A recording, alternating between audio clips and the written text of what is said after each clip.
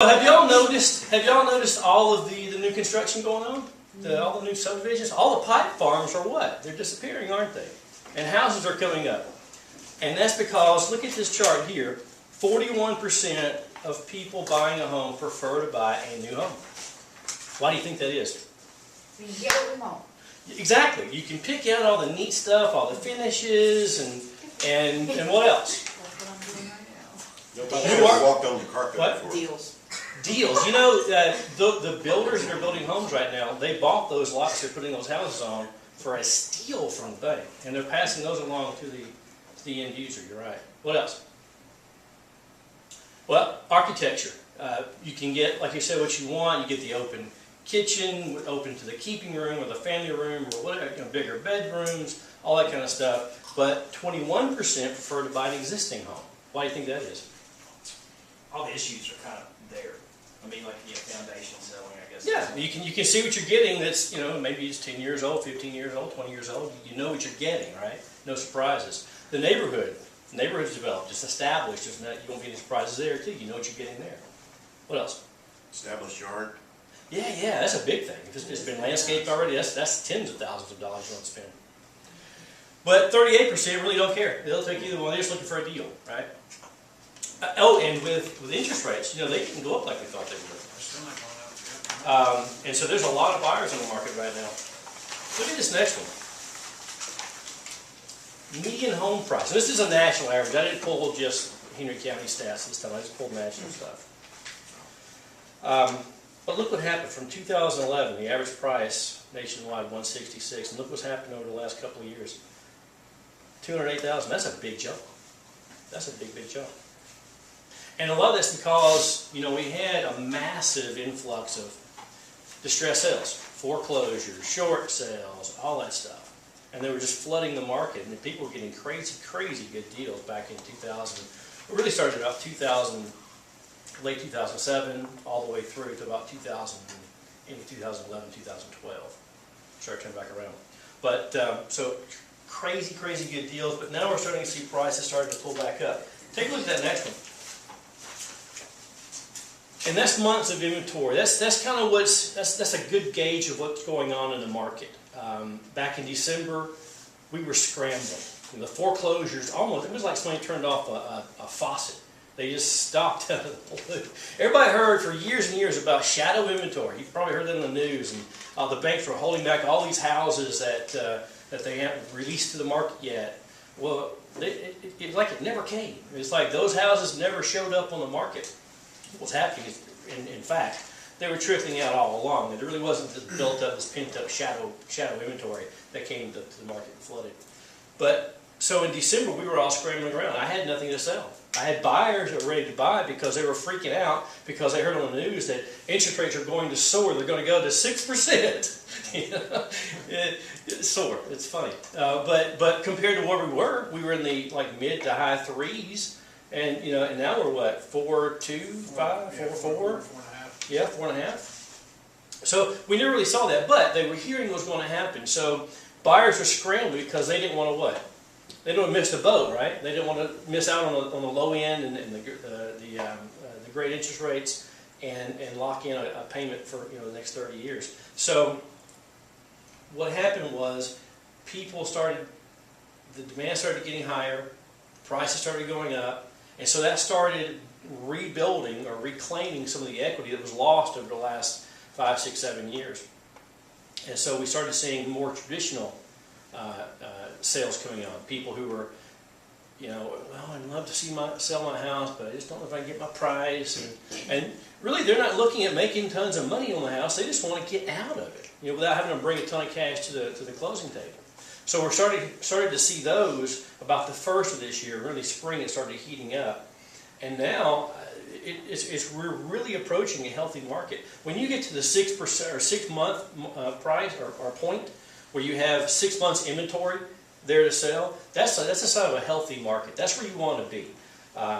Much more than that, and it gets kind of whacked. And anything below that, you're scrambling around trying to find something. But and what we're having now, if you've got a house that is in good condition, in a good neighborhood, that's priced properly, you're going to have it under contract in relatively no time, as long as you do the marketing right. And usually for multiple offers. Derek referred me 2 clients recently, within the last 2 weeks. I met with them, listed it, had a photographer go out there, shoot the video and all the pictures and make it look pretty, and within a week, we were under contract on both of them. And both of them had multiple offers. Well, no, I'm sorry. One had multiple offers, the other one I'm sure will have, but they just took the first one and went with it because it was full price. And that's something else we're seeing. The buyers who a couple of years ago were hammering my sellers, you know, I want to get my price, I want a deal, I want to steal, and they were getting them too. Not anymore. Not anymore. It's you pay my price, and we'll just go to the next offer. So that's happening in the market. Look at the next one. This is kind of cool. And I'm not watching my time at all, so y'all just kind of raise a hand or throw something at me and I'll stop. Average annual appreciation. This is interesting. Before the run-up, before the craziness happened in the 2000-2007 market, we had the pre-bubble market, which is a really healthy rate of appreciation. So around 4%, 3.6% for 1987 all the way through to the end of 1999.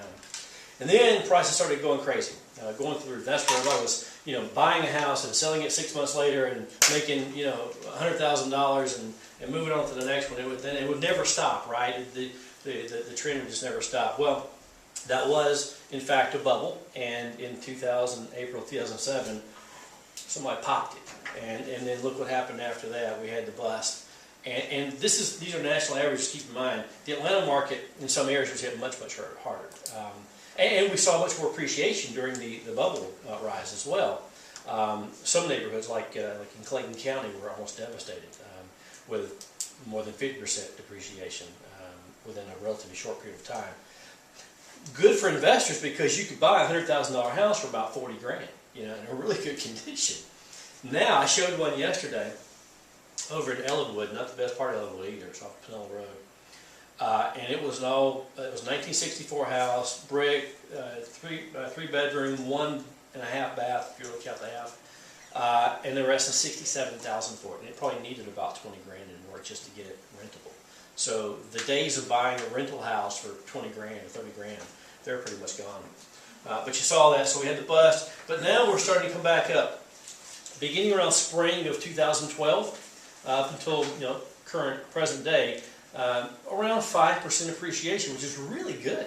Really good. I mean, so if you bought a house back in, say, 2011, when the prices were low, you've been sitting and watching your equity each year go up, and when your tax bill comes in, you'll kind of see it. Especially when your county, they adjusted pretty strong this year.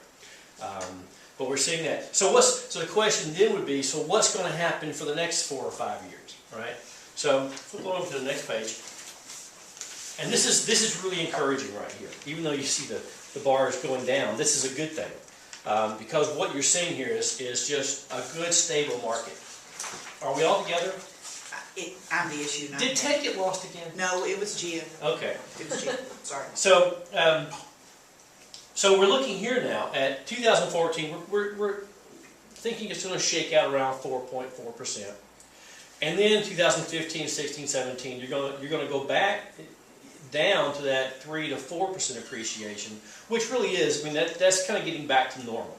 And that's really where you can start counting on, okay, well, I'm not ready to sell or buy right now, but in 2017, this is kind of what I can probably get for my house, and I can probably buy one where I want to go for about this amount without that crazy fluctuation we've had in the last couple of years.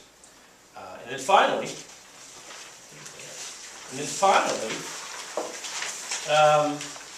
if you look at overall for the next, from now until 2018, next 4 years, if you take all the people who are pontificating about real estate, you got if you look at what happened in the past before the bubble hit, you had that pre-bubble. So over a 4 or 5 year period, you had about 20% appreciation.